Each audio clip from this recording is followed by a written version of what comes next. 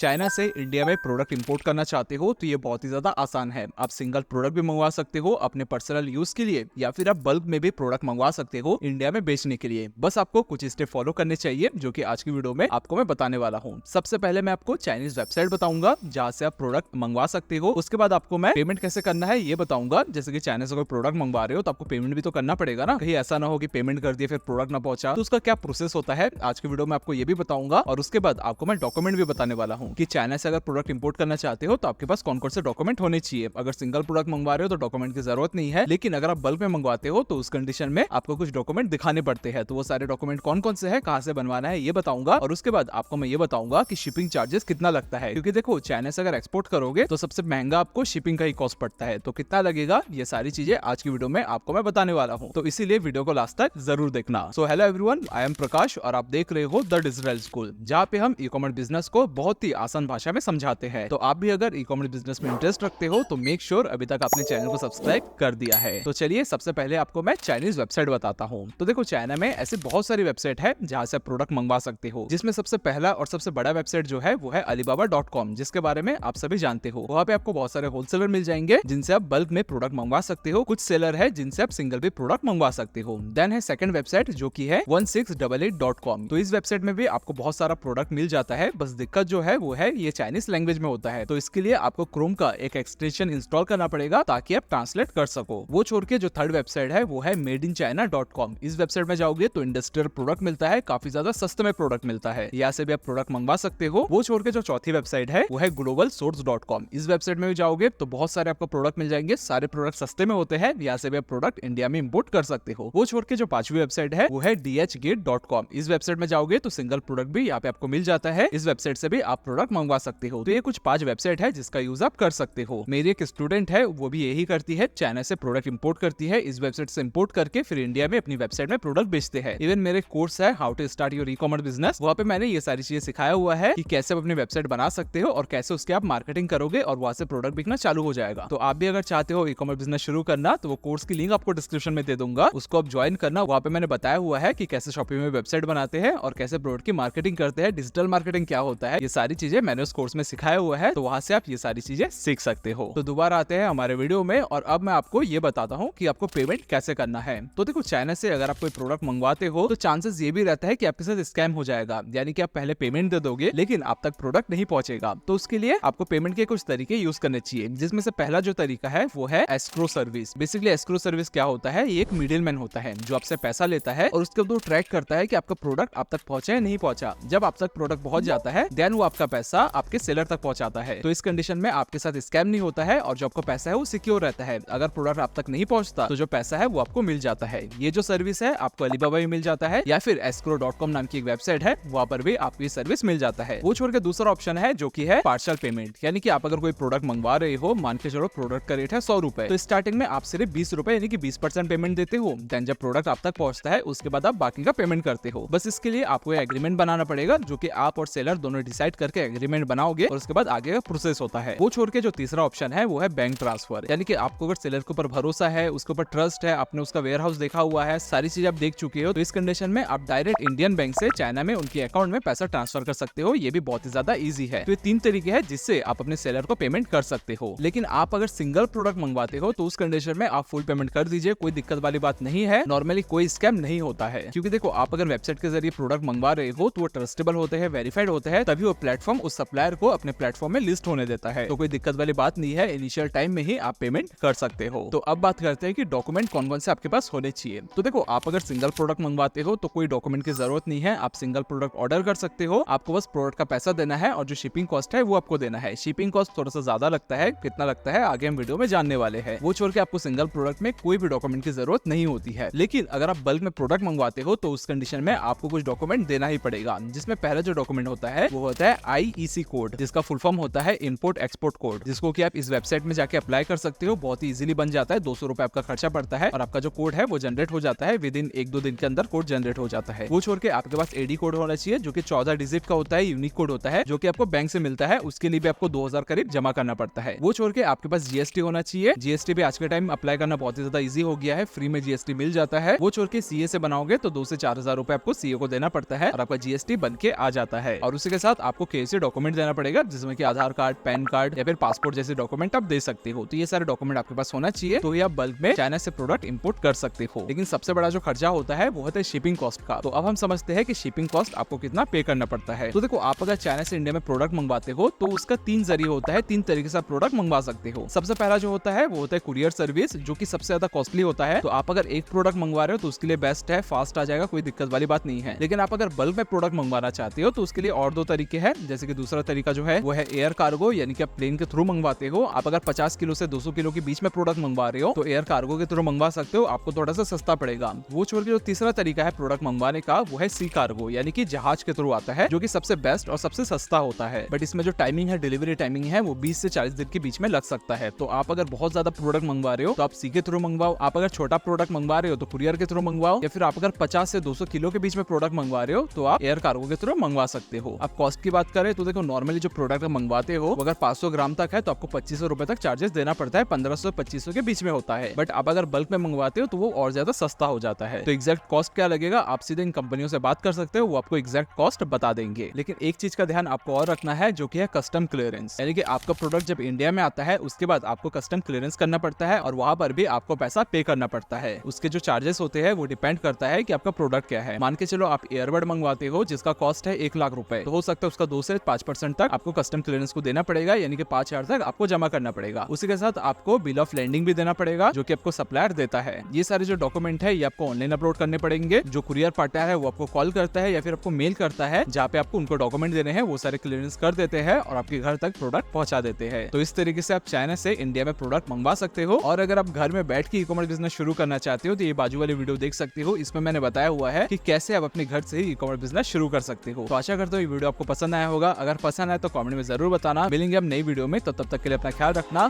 Bye, take care.